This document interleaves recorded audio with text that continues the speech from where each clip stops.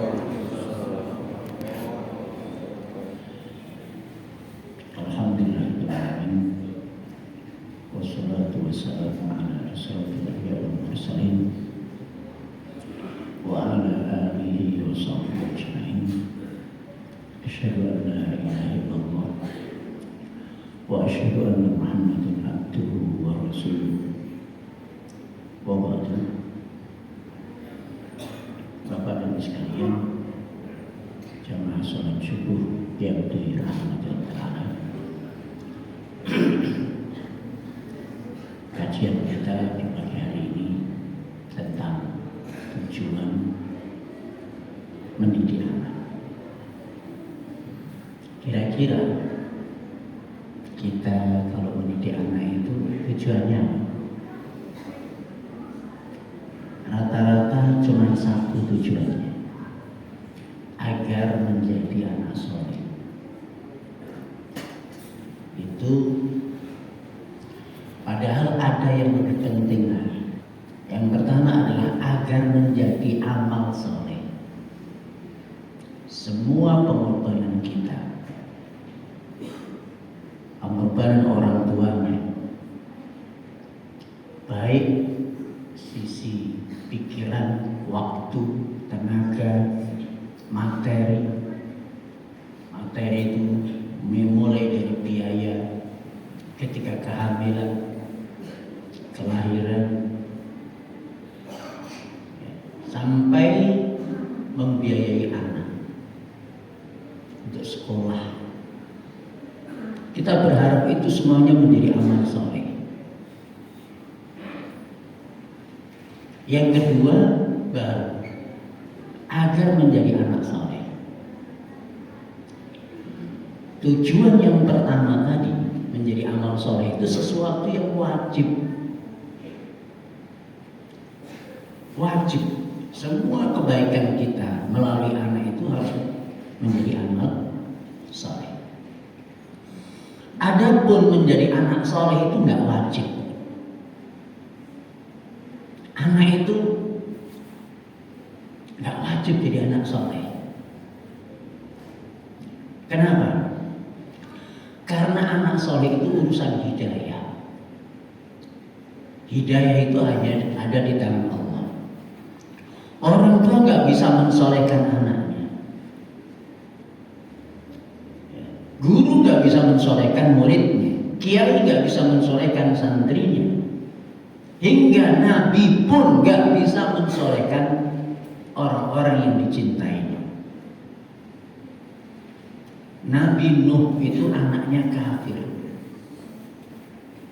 Soleh tidak? Enggak soleh. Tapi apakah Allah mencaci maki Nabi Nuh? Tidak. Karena Nabi Nuh sudah menunaikan tugas kewajibannya sebagai seorang ayah, sebagai orang tua. Dia sudah nuturi, nasihati, membimbing, mengarahkan semua faktor yang mendekatkan anak menjadi anak soleh.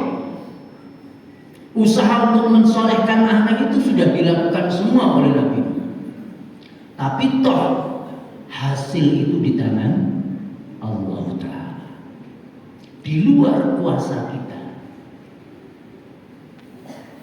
Rasulullah SAW itu enggak bingung, bahkan Rasulullah itu enggak bisa mensolehkan orang yang dicintainya, Abu Thalib. Abu Thalib itu pengganti orang tua beliau. Bahkan di awal dakwah Nabi Abu Thalib itu memiliki andil yang sangat besar, melindungi Rasulullah dari dakwahnya, dari rong-rongan ancaman orang-orang kafir Quraisy. Tapi toh Allah menurunkan satu ayat di surat Al-Qasas ayat 56. Innaka la tahdi man ahbabta. Engkau hai Muhammad gak bisa memberi petunjuk kepada orang yang kamu cintai. Walakin Allah yahdi man yasha. Tapi Allah memberi petunjuk kepada siapa yang Allah kehendaki. Wallahu a'lamu bil muhtadin, dan Allah lebih tahu siapa yang layak untuk diberi petunjuk. Jadi para jamaah sekalian, kita paham bahwa kalau tujuan kita hanya satu, aku mendidik anakku, semua pengorbanan untuk anak itu dilakukan, tapi toh akhirnya tidak jadi anak soleh. Kalau hanya ini yang menjadi tujuan kita, saat anak kita tidak soleh atau belum soleh, itu akan menyesakkan dada kita, akan mengecewakan, menyakitkan hati kita. Karena di dunia ini, para ayah dan para ibu sekalian, ada 4 kemungkinan. 4 kemungkinan dalam di dunia ini. Ada orang tua yang diberi oleh Allah anak soleh. Anak soleh, anaknya soleh, gampang dididik, gampang dituturi, dinasehati. Itu Masya Allah, nikmat sendiri. Jadi kalau kita diberi anak soleh itu Masya Allah, salah satu pilar-pilar kebahagiaan di dunia. Ya, orang tua itu kalau memiliki anak soleh itu kita tentram, nyaman, nggak menguras emosi, nggak menguras kesabaran. Itu dalam doa Rabbana hab lana min azwajina wa dzurriyyatina qurrata a'yun waj'alna lil muttaqina imam. Ya Allah, berikan kepada kami pasangan dan anak keturunan yang menyejukkan hati kami. Anak keturunan yang menyejukkan hati kami. Waj'alna lil muttaqina imama, dan jadikanlah kami imamnya bagi orang yang bertakwa. Lah, orang tua yang diberi anak soleh ini, ada orang tua yang pertama amalnya juga amal soleh, sukses. Dia dapat 2. Amalnya jadi amal soleh, anaknya jadi anak soleh. Masya Allah. Kenapa amalnya jadi amal soleh? Dia menyadari ini semua. Dia dapatkan, dia mudah mendidik anak. Anak yang soleh itu adalah karunia dari Allah Ta'ala. Karunia dari Allah. Mudahnya dia berkomunikasi dengan anak. Anak mudah menerima nasihat dan mudah berubah. Itu adalah karunia dari Allah. Sehingga dia seperti Nabi Sulaiman ketika memiliki puncak dari sebuah kemuliaan, puncak dari sebuah kesuksesan. Dia katakan, hadza min fadli rabbi liyabluwani aashkur am akfur. Ini semua adalah karunia dari Rabbku, nikmat dari Allah Tuhanku, untuk mengujiku apakah aku syukur atau kufur. Untuk menguji kita. Kita punya anak soleh itu ujian juga buat orang tua. Kufur atau syukur. Kalau syukur tadi, memahami benar bahwasanya anak soleh itu adalah karunia dari Allah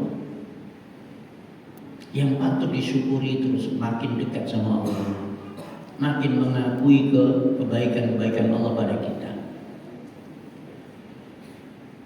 Ini amalnya jadi amal soleh. Yang kedua, amalnya nggak soleh. Orang tua, anaknya tidak anak soleh, tapi amal orang tuanya nggak soleh. Kenapa? Orang tua ini orang tua yang kufur nikmat. Anak soleh itu dianggap ini, masya Allah. Ya, anakku jadi anak soleh seperti ini karena aku pinter didik anak, karena ilmu yang pada diri saya. Ya. Dia lupa itu adalah karunia Allah. Dia seperti Qarun, ketika dia memiliki harta yang banyak, sukses di puncak puncak kesuksesannya, dia katakan apa? Innama utituhu ala ilmin indi. Semua ini ku dapat, kesuksesanku itu karena ilmu yang ku miliki. Aku ahli marketing, aku ahli manajemen, aku ahli punya ilmu ini, punya ilmu ini, sehingga aku punya harta banyak. Nah, orang tua ada yang kufur nikmat seperti ini, seperti Qarun.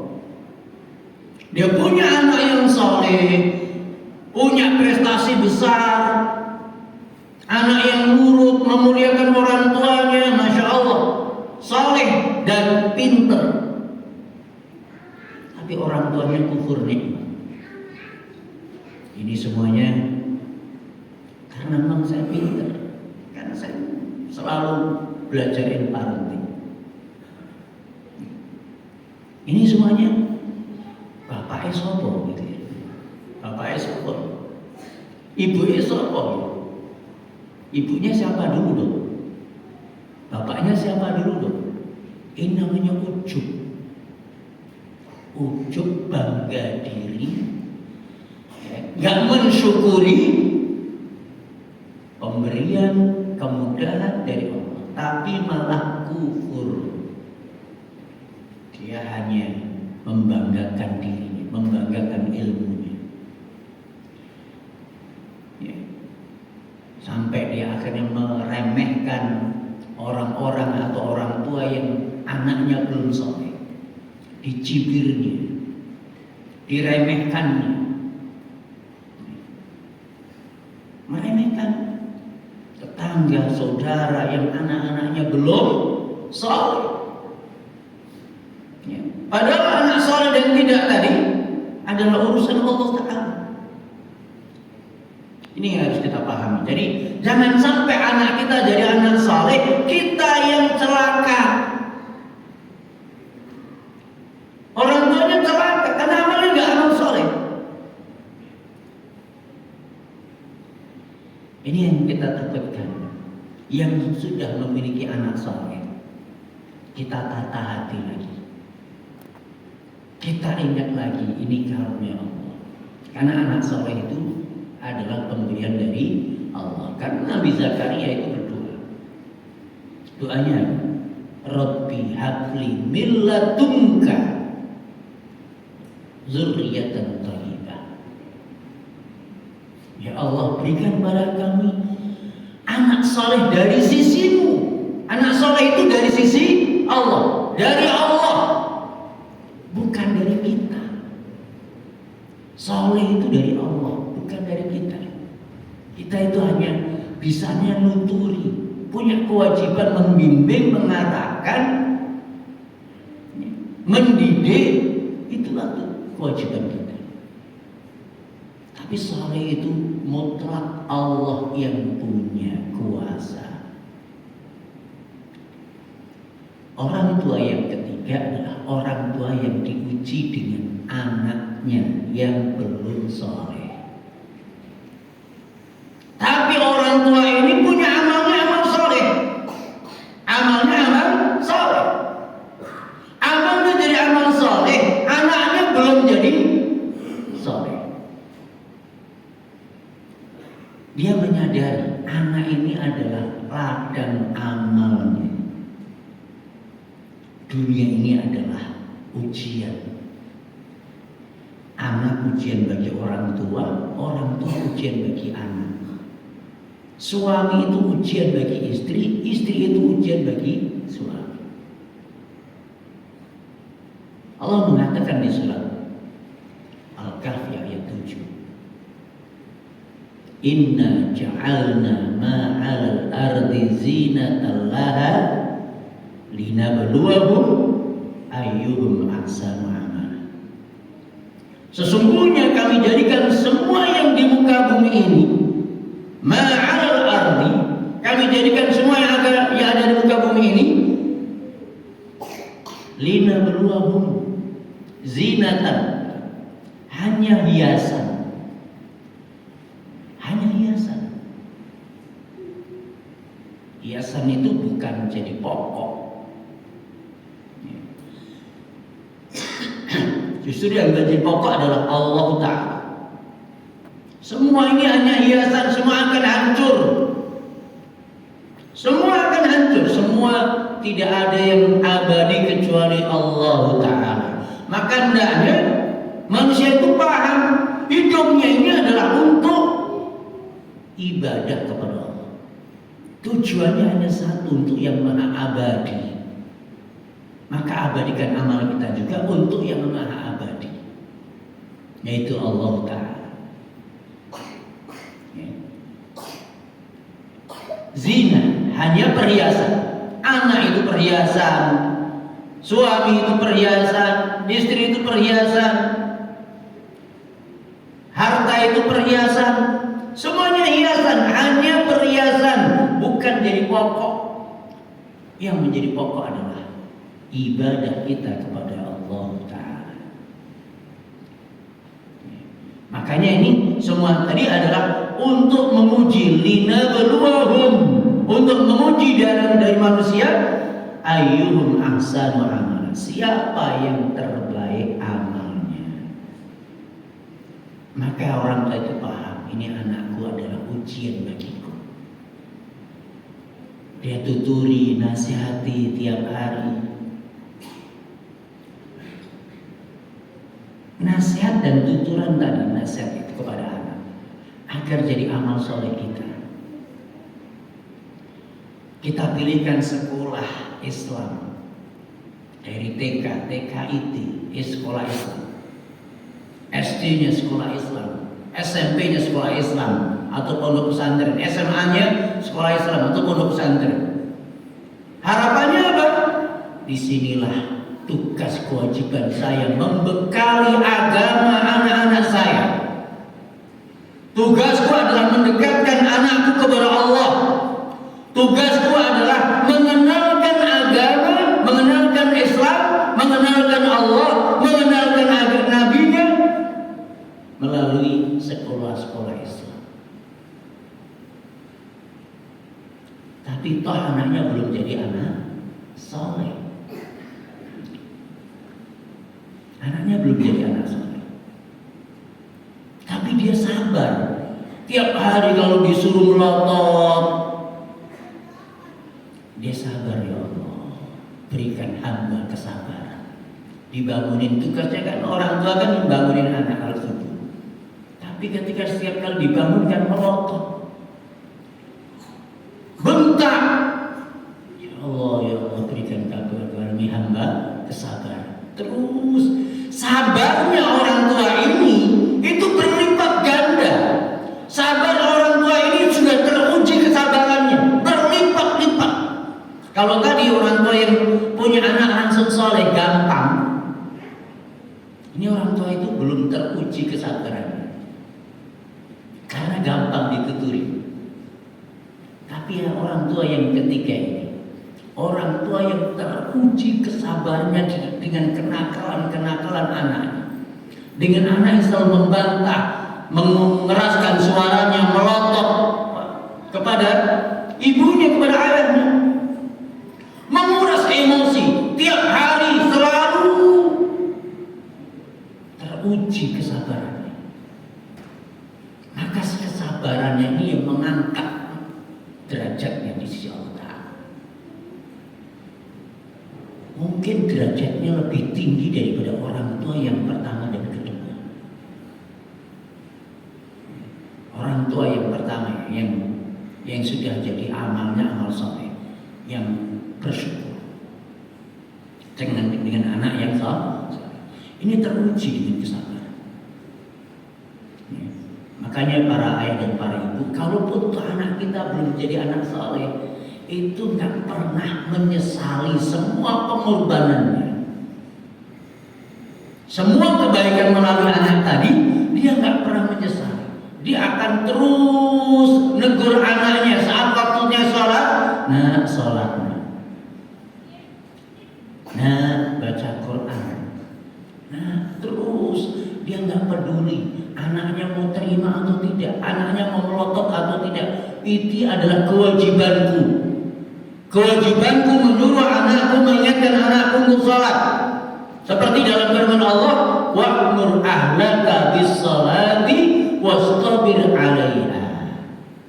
Perintahkan anakmu untuk sholat dan bersabarlah untuk terus menegur, mengingatkan waktu sholat. Di ayat ini para sahabat sekalian, ada perintah wastabir 'alaiha. Bersabarlah terus. Apa maksudnya? Kita nyuruh anak sholat itu nggak cukup sekali. Maunya kan kita sekali sholat. Nah, sholat, seterusnya sholat, terus nggak usah disuruh. Enggak, nggak bisa. Anak kita itu punya nafsu. Ada setan yang membisikin juga, menghalangi juga. Nggak bisa sekali suruh. Sebagian kita orang tua, sampai kapan ayah sama ibu harus berantem, harus bangunin terus kamu untuk sholat? Tiap hari kayak gini terus, sampai kapan? Ya, biasanya kita seperti itu, sampai kapan? Padahal ini perintahnya wastabir 'alaiha, suruh sabar. Kita nggak menyadari itu. Sebagian kita itu udahlah biarin aja. Mau sholat gak sholat terserah, aku sudah ingetin udah berulang kali. Setelah itu anaknya dibiarkan gak ditegur lagi, gak dibangunkan lagi. Ini salah. Sampai kapan kita membangunkan, mengingatkan waktu sholat? Sampai kita meninggal atau anak kita yang meninggal. Tapi dengan cara yang hikmah. Carilah cara yang hikmah untuk terus melakukan kewajiban kita sebagai ayah, sebagai ibu. Ya, kewajiban mendidik anak ini gak pernah putus, gak ada batasnya. Batasnya adalah kita yang meninggal atau anak kita yang sudah meninggal. Baru selesai. Ini orang tua yang sukses amalnya jadi amal soleh, walaupun anaknya belum jadi anak soleh. Orang tua yang keempat. Yang keempat ini anaknya nggak soleh, amalnya nggak soleh. Orang tua ini menyesali semua kebaikan yang dilakukan melalui anak. Ketika dia sudah memberikan sekolah IT, TK IT, SD IT, SMP IT, SMA IT atau pondok pesantren, anaknya nggak jadi soleh, dia malah jadi preman. Ada nggak? Ada. Dari TK IT, SD IT, terus pondok pesantren, lulus jadi preman. Ada nggak? Ada. Lulus itu bukan jadi soleh, tapi masya Allah makin kurang ajar sama orang tua. Seperti ini orang tua malah ada ungkapan nyesel, nyekolahin anak, memilihkan kamu untuk sekolah TK IT, SD IT, udah biayanya besar, tapi jadinya seperti ini. Kalau tahu seperti ini, aku nggak pernah memilihkan dari sekolah lembaga IT atau Islam. Biar ada sekolah yang gratis. Ada menyesali sesuatu yang baik. Saya tanya, kalau kita memilihkan untuk anak kita TK IT, SD IT, sekolah Islam, atau SMP IT, SMA IT, atau pondok pesantren, benar atau salah? Benar. Itu adalah upaya kita. Kewajiban orang tua, upaya usaha orang tua untuk mensolehkan anak, mendekatkan anak dengan agama. Apa yang salah? Nggak ada yang salah. Itu bahkan itu kewajiban. Tapi kenapa menyesal?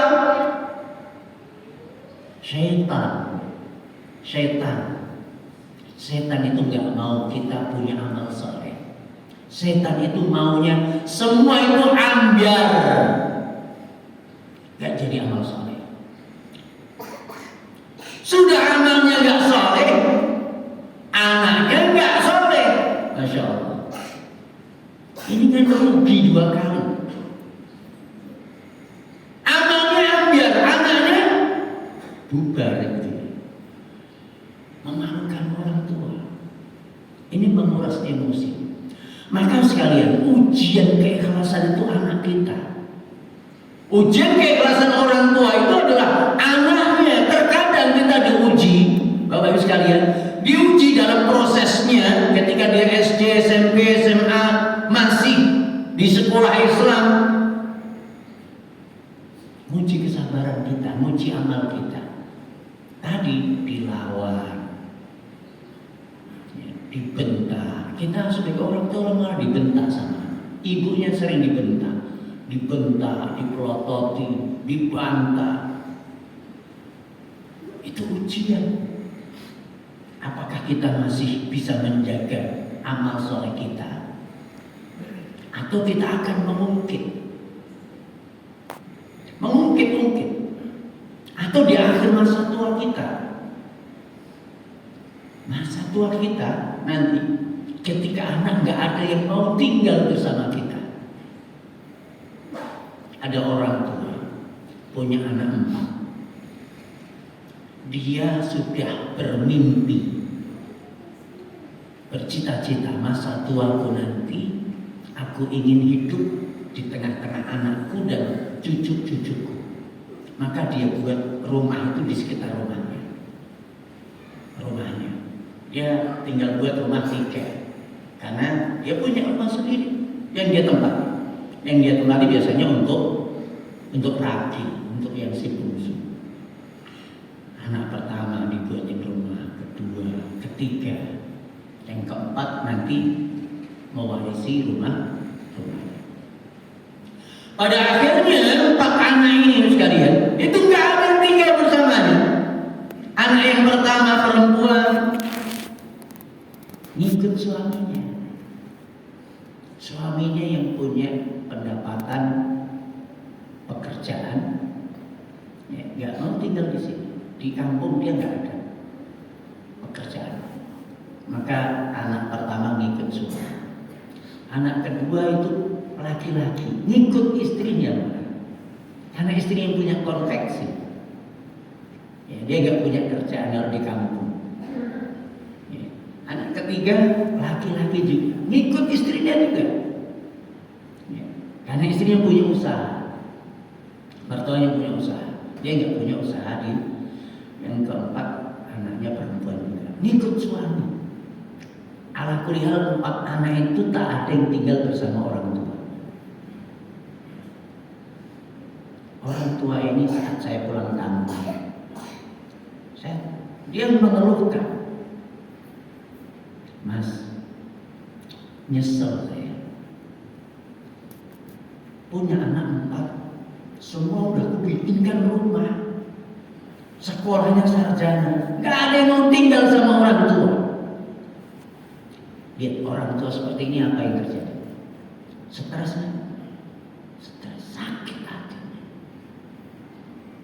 sakit hatinya, kecewa. 4 anak nggak ada yang tinggal bersamanya. Ketika istrinya sudah meninggal, tinggal seorang diri merawat 4 rumah tuh.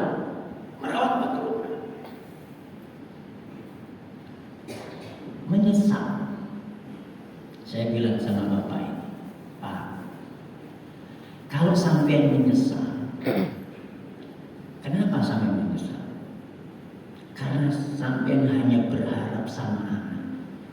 Semua tadi harapannya sama anak membalas hidup bersama.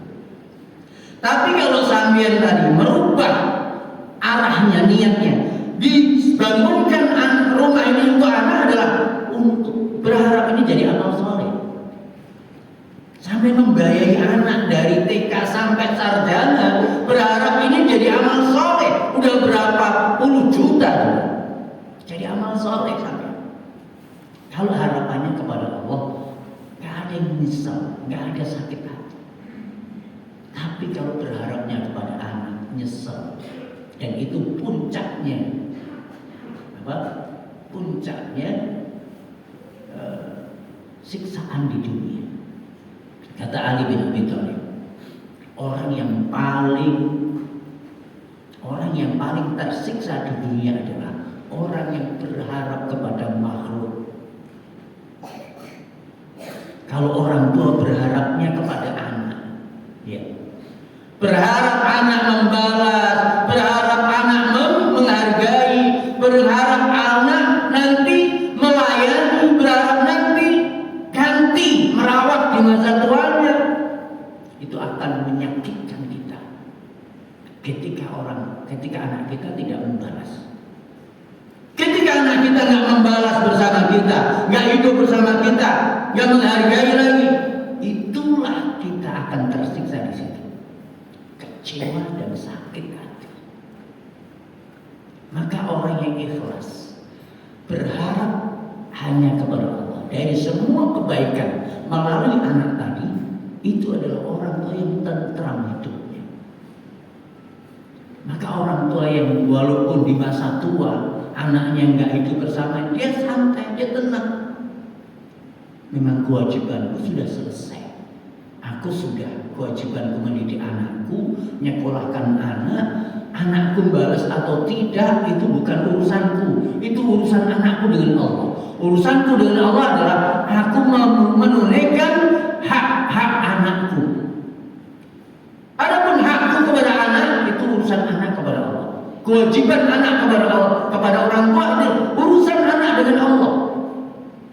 Selesai. Masa tua kita hanya habis dengan memperbanyak bekal. Gak ada yang sakit hati, gak stres. Banyak orang tua di masa tuanya itu malah stroke karena mikir anak. Stres tiap hari kan jadi stroke. Stroke ini bukan karena dia kepleset di kamar mandi. Anak kita yang bayi itu berapa kali kepleset di kamar mandi? Gak stroke. Stroke itu adalah beban pikiran kita. Pikiran kita itu terlalu berat, mikir anak. Kalau anak belum soleh, itu ujian, anggap ini ujian dari Allah. Supaya kita itu bersabar, mendekatkan diri kepada Allah melalui sabar, ibadah dengan sabar. Dan itu melalui anak kita. Dengan melalui anak kita itulah kita jadi orang tua yang teruji kesabarannya. Jadi tidak ada yang perlu disesali. Ini hidup itu hanya menunaikan kewajiban. Istri menunaikan kewajibannya sebagai seorang istri. Kewajiban haknya suami tunaikan.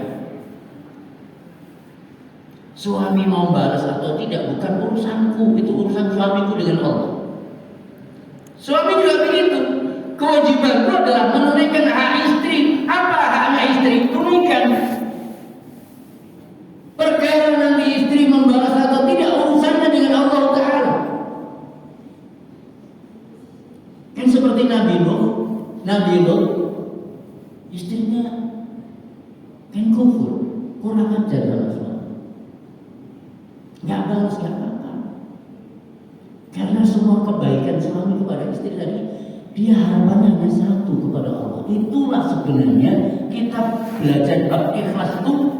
Bab ikhlas itu berada di sini. Penerapannya pada kebaikan kita kepada anak,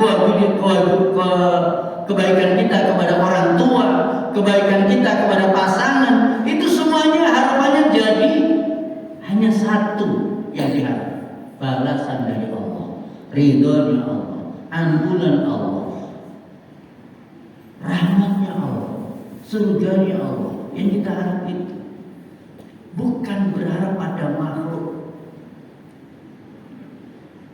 Ini ujian keikhlasan. Jadi ujian keikhlasan itu apa? Ketika tidak dibalas, tidak dihargai. Ya, itu termasuk kepada anak. Ya, kok anakku nggak ngerti-ngerti ya? Ya belum soleh sekarang ngerti. Ya, belum dapat hidayah, tetaplah bersabar. Sabar. Inilah adalah, jangan sampai kita menjadi orang tua yang keempat.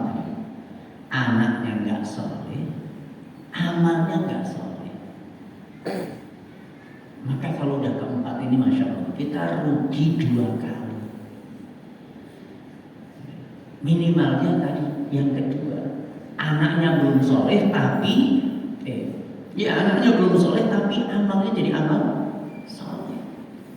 Kita tetap sukses jadi orang tua, sukses membawa semua amal kebaikan tadi menjadi amal soleh di sisi Allah Ta'ala. Barangkali ini yang bisa kami sampaikan. Apa dibuka pertanyaan? Saya nggak ngerti. Biasanya ada pertanyaan? Monggo, silakan yang mau bertanya.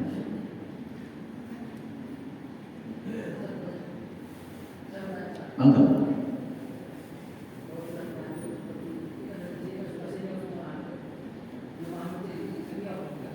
Ya.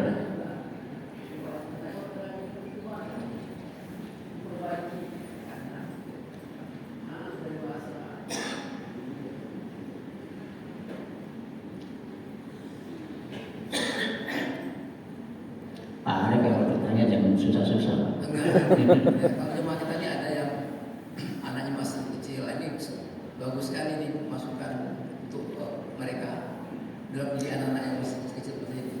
Nah kalau kayak kita, kayak saya yang sudah dewasa anak ini kan, dan mungkin ada bapak yang lain itu, bagaimana cara memperbaiki keadaan supaya paling tidak ya dapat soleh tadi yang kita paling tidak ada amal soleh. Iya, itu bagaimana? Iya, memang harus begitu. Jadi ya, ini kewaspadaan, waspada dari semua yang menghancurkan amal kita. Mulailah kita belajar ikhlas. Jadi belajar ikhlas itu bukan hanya menghafal dalil wa ma umiru illa liya'budullaha mukhlishina lahu-d-din, gitu ya.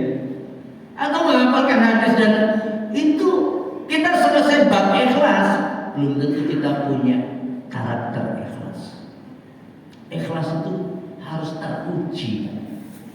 Teruji tadi dengan diuji dengan tidak dihargai, nggak dibalas.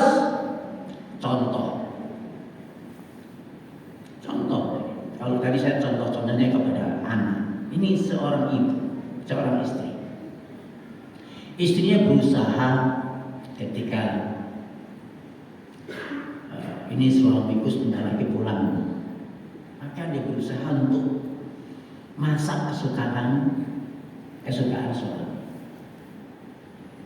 Masak kesukaan suami. Suaminya suka sambal tumpang. Kalau orang Jawa sambal tumpang. Tapi ketika suami pulang, istri menyambutnya dengan rapi, dengan manis, dan mengatakan, "Mas, aku masak kesukaan." Apa itu? Sambal tumpang. Masak, berharap apa? Kira-kira itu harapannya suaminya makan dengan lahap, dan kemudian memujinya. Tapi ternyata suaminya nggak makan. Aduh, aku udah kenyang. Tadi di perusahaan diajak makan sama bos, sampai kenyang saya. Nyesel nggak istri? Kalau nyesel berarti belum ikhlas. Belum ikhlas. Padahal dimakan atau nggak dimakan oleh suami itu sudah jadi amal soleh. Kalau masaknya karena Allah, aku ingin ini jadi amal soleh. Masak kesukaan suami. Ya. Tapi kebanyakan ibu-ibu percuma. Masakin kesukaannya, disentuh aja enggak. Kapok nggak mau masak lagi. Kalau kapok ini, kapok masa untuk suami, ini kan apa ini? Berarti nggak ikhlas. Padahal harus spiritnya di surat Al-Insan. Innama nut'imukum liwajhillah la nuridu minkum jazaa'a wala syukur. Aku memberi makan kepada kalian berharap jadi amal soleh di sisi Allah. Ini perhatikan ini, para ayah, para ibu ngasih makan anak, uang jajan anak, berharap jadi amal soleh di sisi Allah. La nuridu minkum jazaa'a wala syukura. Aku nggak berharap dari kalian jaza, balasan. Aku nggak berharap balasan. Wala syukura, ucapan terima kasih. Kita itu sering sakit hati karena udah dikasih, dibantu, nggak terima kasih aja enggak. Ini ujian keikhlasan. Kita ditemukan dengan orang-orang yang nggak ngerti bagaimana membalas kebaikan orang lain. Kadang kita ditemukan dengan orang seperti itu, balas membantu orang lain, bantu tetangga, saudara, tapi ucapan terima kasih aja enggak. Itu ujian keikhlasan. Coba dibuka surat Al-Insan ayat 9. Aku memberi kamu makan, aku menolongmu ini liwajhillah. Berharap ini jadi amal soleh di sisi Allah. Gak berharap balasanmu, gak berharap terima kasihmu. Itu ikhlas banget. Kita sering sakit hati, ya, udah ditolong saat aku susah seperti ini, nggak mau nolong. Ya, sering kita ngungkap seperti itu. Pertolongan kita itu akhirnya ya nggak jadi amal soleh. Ya, udah ditolong terima kasih aja enggak. Berapa kali saya waktu dia hajatan 4 kali saya datang terus. Aku hajatan sekali dia nggak datang. Masya Allah. Ini apa yang terjadi? Nyesel. Kalau inilah ujian keikhlasan. Makanya kita tata, termasuk sama anak tadi, semua kebaikan kita. Ya. Kita minta kepada Allah, ya Allah, jadikanlah semua kebaikanku melalui anak-anakku jadi amal soleh. Ya. Semua, coba ibu itu yang paling, para ibu itu paling banyak pengorbanannya kepada anak, menguras tenaga, emosi tiap hari sama anak. Kalau bapaknya itu sering keluar rumah, sering nggak berhubungan dengan anak, tapi ibu itu 24 jam teruji. Kalau nggak berharap jadi amal soleh itu rugi kita. Semua ambil, nggak jadi amal soleh. Baik, jadi menata niat dari awal dan selalu berdoa kepada Allah Ta'ala, ya Allah jadikanlah semua kebaikanku melalui anak-anakku itu jadi amal soleh. Ya. Jangan berharap pada anak. Nanti akan kecewa masa tua kita. Ya, masa tua kita itu akan kecewa, sakit hati ketika anak tidak membalas, tidak melayani, tidak menghormati, nggak mau hidup bersama kita. Ya, Wallahu a'lam. Baik, masih ada? Silakan. Assalamualaikum warahmatullahi wabarakatuh. Waalaikumsalam. Tadi dikatakan bahwasanya tidak ada kewajiban bagi anak untuk jadi anak soleh. Semua tergantung kepada hidayah daripada Allah.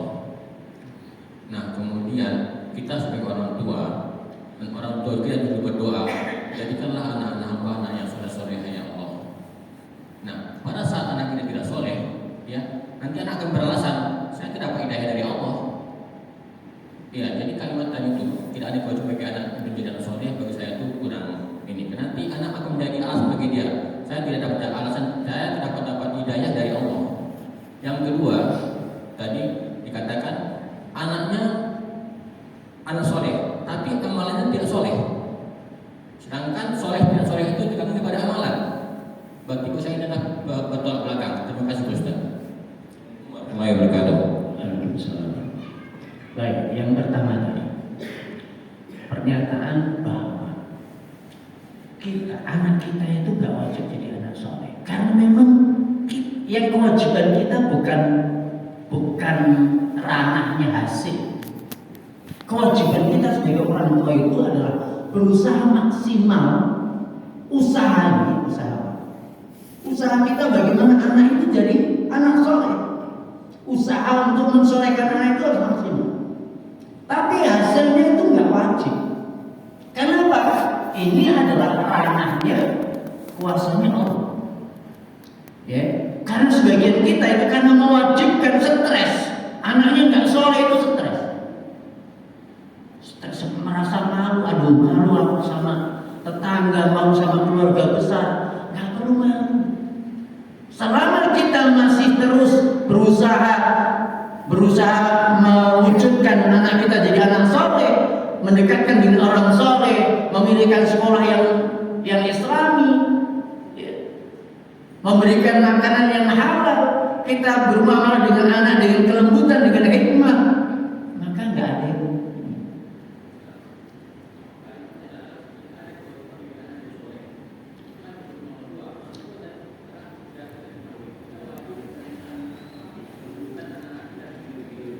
ya mungkin redaksinya yang kurang pas, tapi paham maksudnya.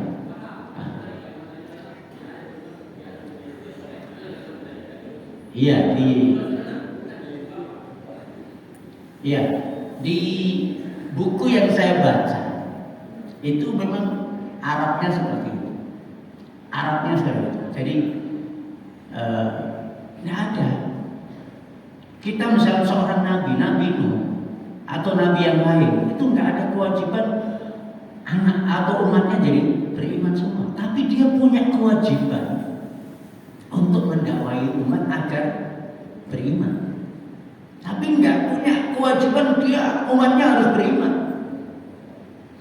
Itu kata-kata seperti itu kira-kira. Tapi paham maksudnya Pak ya? Paham. Oke. Kemudian yang kedua yang tadi bahasanya anaknya soleh. Iya, amalnya nggak soleh.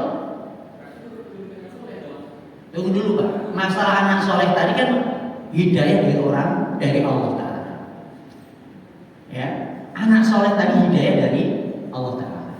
Tapi orang tua tidak ujub, bangga dengan ini kan semata-mata usaha saya. Jadi dia memilihkan sekolah anak, kemudian ada kan orang tua yang sekolah anak-anaknya bukan sekolah Islam tapi sekolah umum, tapi jadi anak soleh. Tapi ini apa? Ujubnya dia bangga dengan jadi anaknya siapa dulu? Bapak ibu siapa dulu? Kira-kira ini yang merusak. Ujubnya itu yang merusak amal.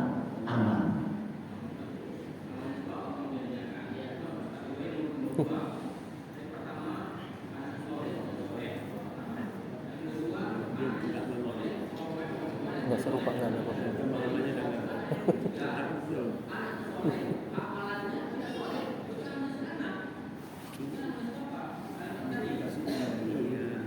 Kayaknya nanti kita sekolahin aja biar jelas.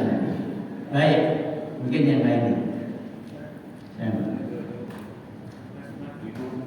Ada mic-nya lagi.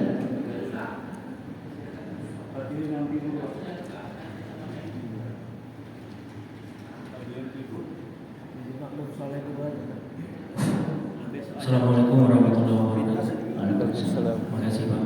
Saya ayah dari 3 orang anak. Saya juga berusaha untuk mendidik anak menjadi anak yang soleh.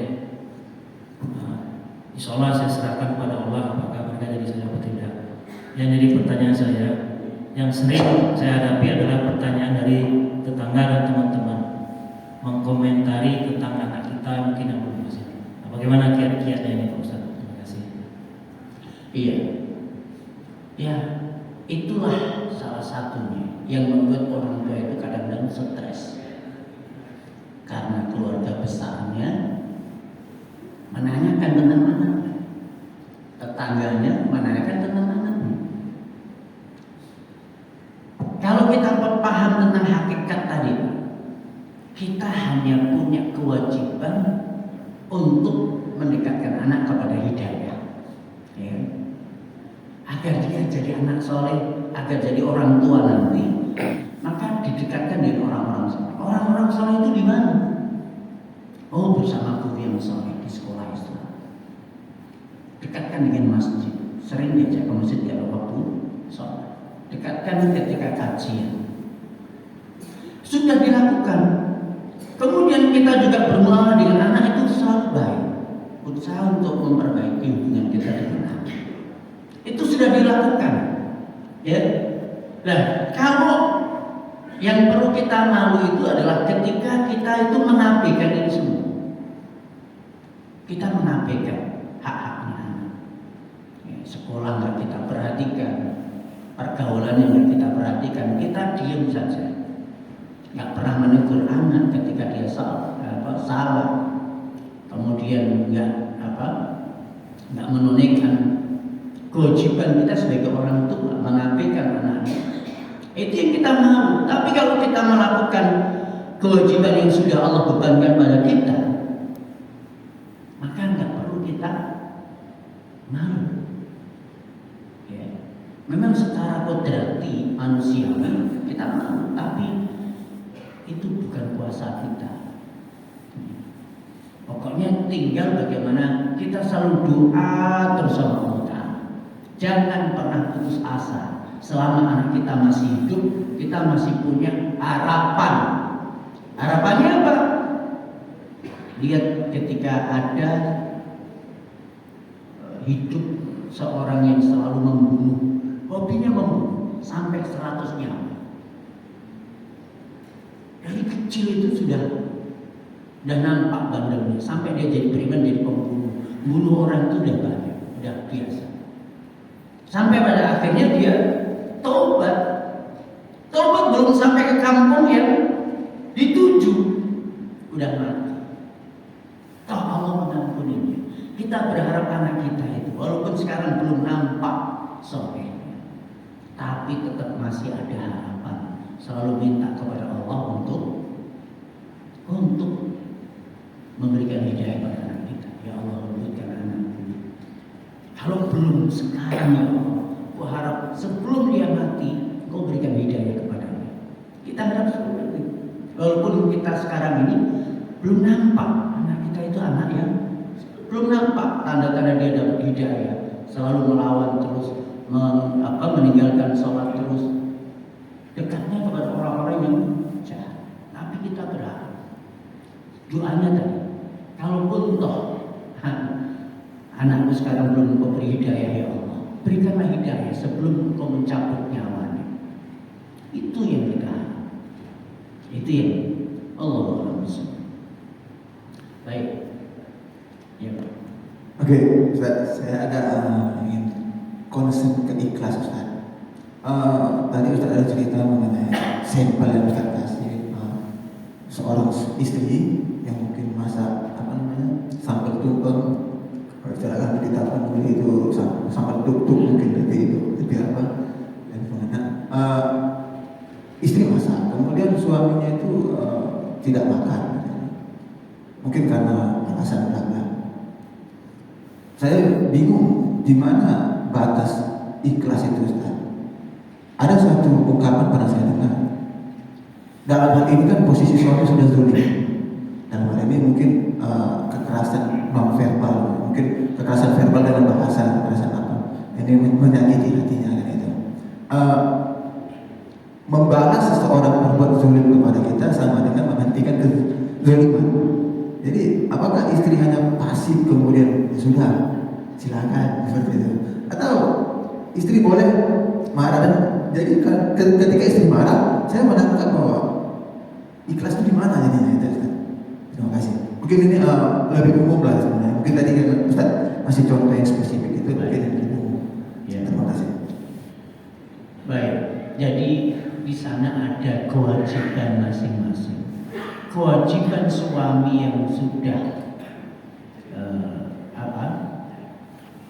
melihat kebaikan istrinya itu dibalas dengan kebaikan juga. Maknanya apa? Ya kalaupun toh dia nggak bisa makan semuanya, makan sedikit. Ya, kemudian di mana dia mengucapkan terima kasih itu seorang suami. Istri itu harus siap-siap. Ya. Siap-siap apa? Kalau itu tadi amal itu hanya satu di antara dua. Satu di antara dua. Kalau suami, kalau tadi dia masak, satu di antara dua, suaminya makan, suaminya tidak makan. Terus nih, kalau tujuannya hanya satu, jadi amal soleh tadi, insya Allah nggak terlalu sakit, nggak terlalu kecewa. Karena tadi kita mungkin belum terbiasa dengan surat Al-Insan ayat 9. Coba nanti dibaca lagi. Kami memberikan makan kepadamu.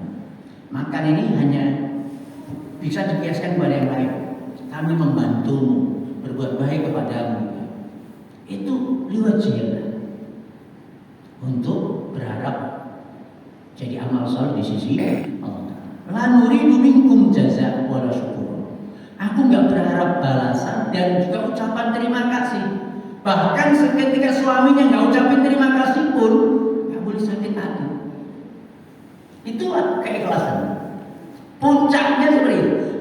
Tapi ikhlas itu kadarnya berbeda-beda. Seperti sabar. Sabar itu berbeda-beda, bertingkat-tingkat. Iman juga bertingkat-tingkat.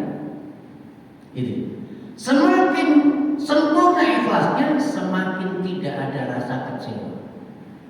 Semakin tidak ada sakit hati. Maka ikhlas itu menenteramkan. Nggak ada orang yang bisa menyakiti orang yang ikhlas. Maka Nabi SAW itu Masya Allah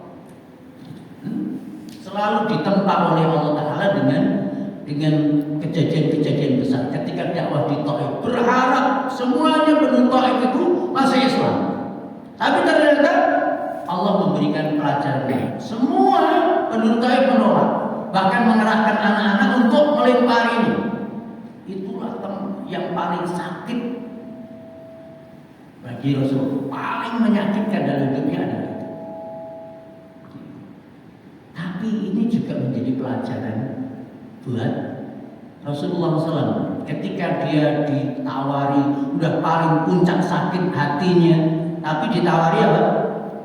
2 malaikat penjaga gunung untuk ditimpakan kepada gunung Taif, untuk menunjukkan kebesaran jiwanya Rasulullah. Bahasanya Rasulullah itu punya jiwa besar dengan memaafkannya, walaupun di puncak rasa sakit hatinya. Nah, tadi kita memang harus selalu belajar ikhlas tadi.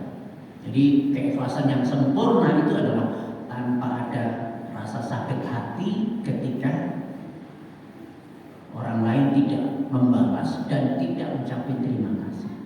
Karena itu kewajiban dia ucapin terima kasih, kewajiban dia membalas dan setimbal atau lebih baik. Kewajiban saya sebagai orang yang menolong, yang memberi makan masakan untuk suami adalah menata hati untuk ikhlas. Maka itu kejadian-kejadian di lapangan itu adalah menempa kita untuk menjadi lebih ikhlas lagi. Allahu Akbar. Masih ada? Cukup? Ibu-ibu nggak ada?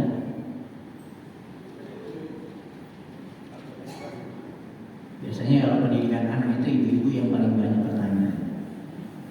Baik, kalau nggak ada kita akhiri dengan majelis. Subhanallahumma wa bihamdika, asyhadu an la ilaha illa anta, astaghfiruka wa atubu ilaik. Assalamualaikum warahmatullahi wabarakatuh. Waalaikumsalam warahmatullahi wabarakatuh.